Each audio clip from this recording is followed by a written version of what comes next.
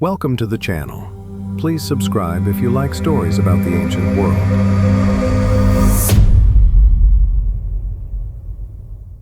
Look at this face. It has been watching the stars for 7,000 years. It witnessed the rise and fall of empires that would never know its name. But this is not a mere corpse. It is a question carved into flesh and clay. A question that every human culture has asked, but the Chinchorro were the first to answer in such a tangible, radical way. Why? Why defy the natural cycle of decay? Why pour weeks of labor, immense skill, and precious resources into a body that has lost its breath? For the Chinchorro, mummification was not a technical procedure. It was the ultimate act of philosophy. Today, we will step into their world, into their minds, to unravel the spiritual mystery of the world's first mummies. The most powerful theory is also the most intimate. The Chinchorro did not believe in a final farewell. For them, death was a transition, not an end. The deceased did not depart for a distant underworld. They remained present and active within the community. Imagine their settlements, not as cities of the living with separate cemeteries, but as places where generations coexisted. The archaeological evidence is telling. Mummies were often found in simple graves near or even under the floors of their homes. They were not hidden away in tombs. They were kept close. There are signs that these mummies were periodically brought out, repainted, and rewrapped. Why?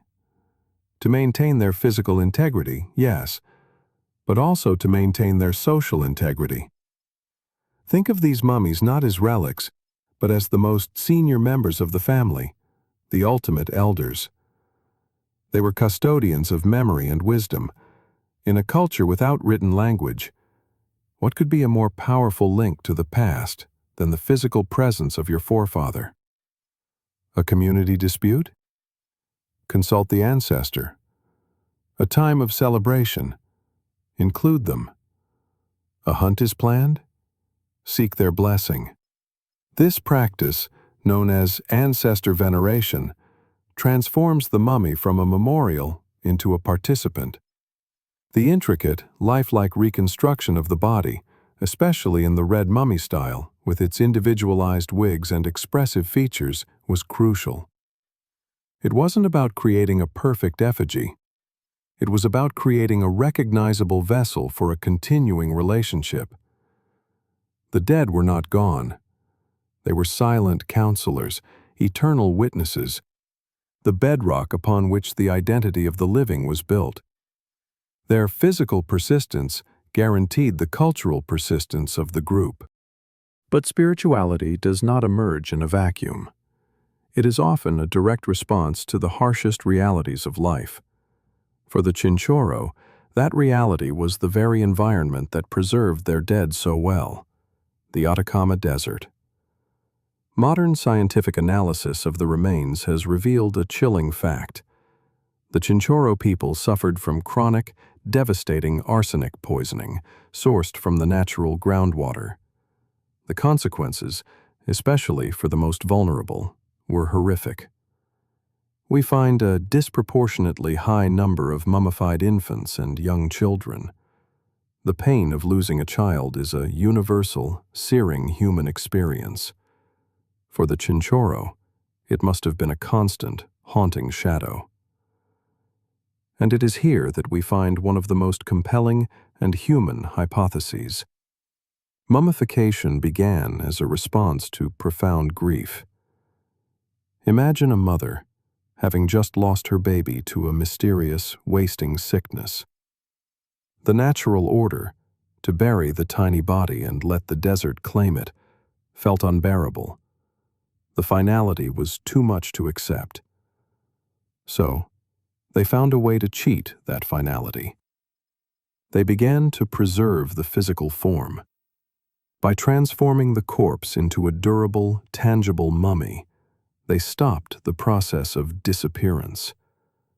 They could still see the form of the child, hold it, care for it.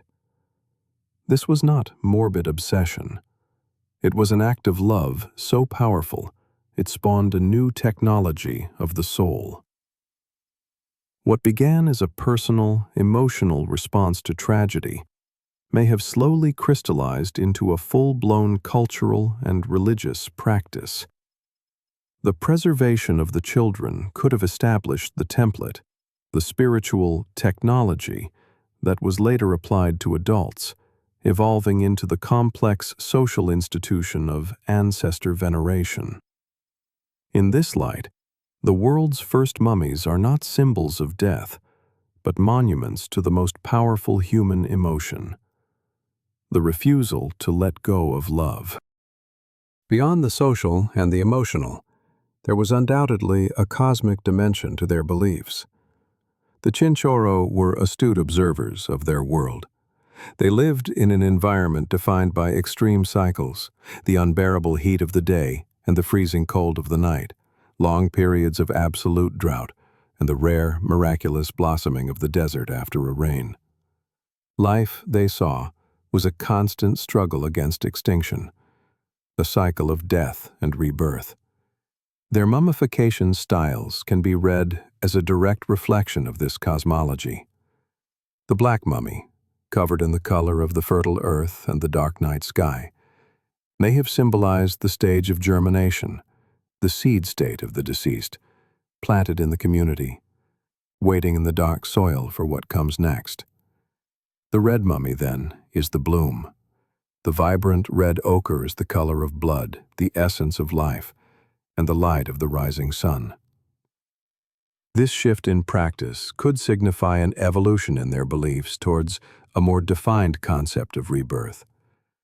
The deceased was not just a silent presence.